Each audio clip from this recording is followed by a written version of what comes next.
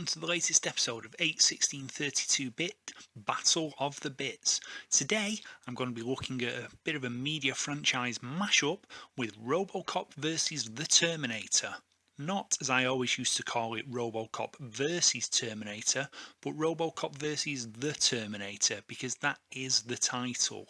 Now, this particular pop culture mashup appeared in 1993, and the versions I'm going to be looking at today are the Sega Mega Drive, or Genesis for our American cousins, and Sega Master System variants.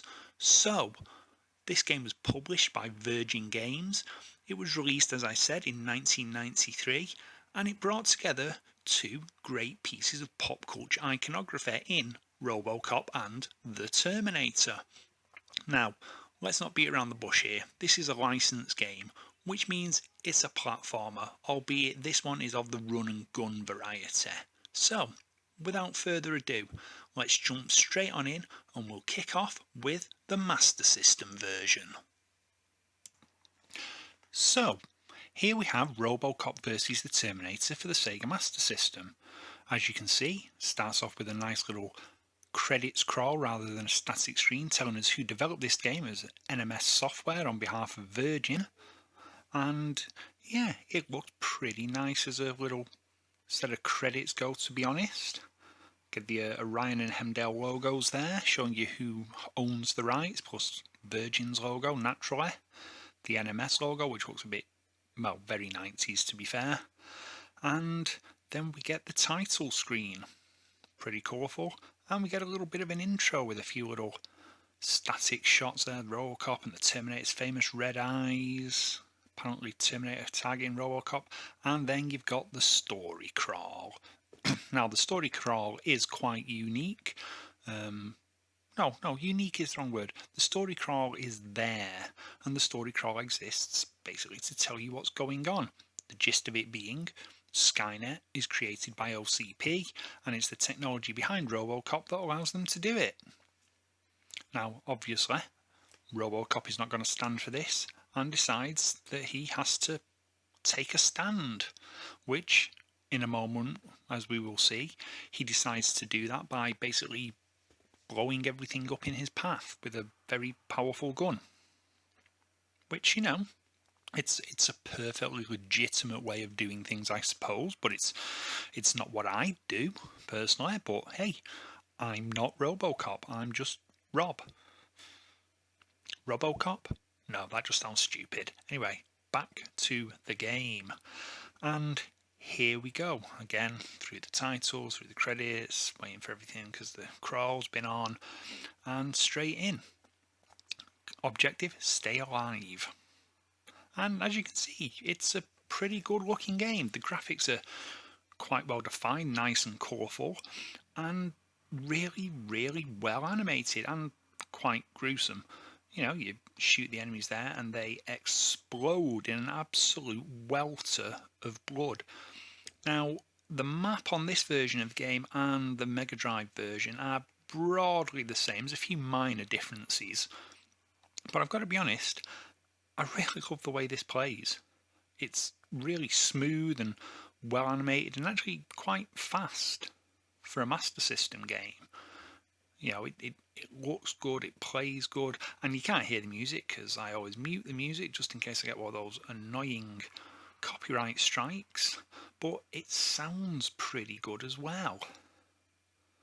Oh, and you know, extra weapons, different power, and we'll be very shortly at the end of level boss. This first stage is quite brief, it does just serve as an introduction for you. It's pretty much impossible to do that bit there without taking hits, but it is an excellent looking, excellent playing game.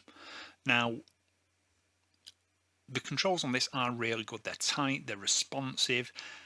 It reminds me very much of Ocean's Robocop game from the late 80s in a lot of ways, albeit not quite as difficult and a little bit smoother on the old control front.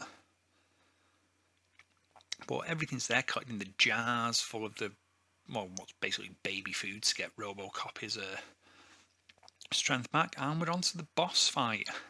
Boss doesn't look huge, but few shots, and he's done. So that was the Master System version.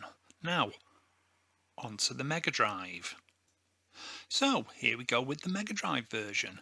As you can see, again, it's all the usual credits, although not a little scroll, just a static screen there.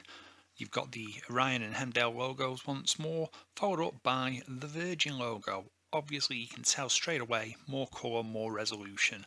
You do get the opening crawl, although this time we get a nice little background of Detroit there, so you can see, you know, this is where it all happens. And it's a very moody looking shot there, utilising some nice dark colours, and it does help emphasise the mood of the game. This is quite a dark game overall. It has that moody Terminator vibe to it, more so than a Robocop vibe in terms of its looks, and that goes for both platforms, the Mega Drive and the Master System one. But it works really well for this game. You know, it would seem wrong bouncing around destroying Terminators in bright sunlit parks and forests. You know, but both franchises are urban franchises and both have an element of the darker side of urban living, and it's very, very, very fitting for the franchises, but it does feel more Terminator than Robocop in its general feel.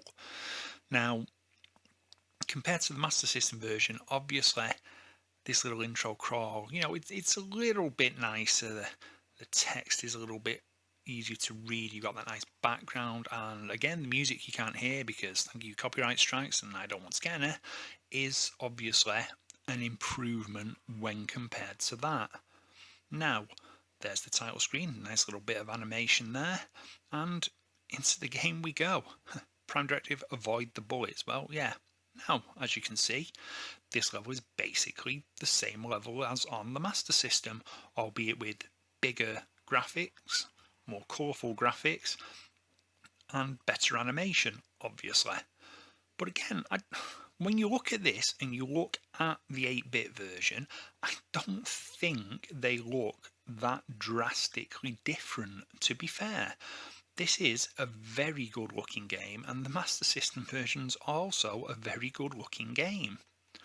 You know, it's a fun game to play, if nothing else, and it does look superb. You know, Robocop is animated and moves exactly like Robocop is animated and moves in the films.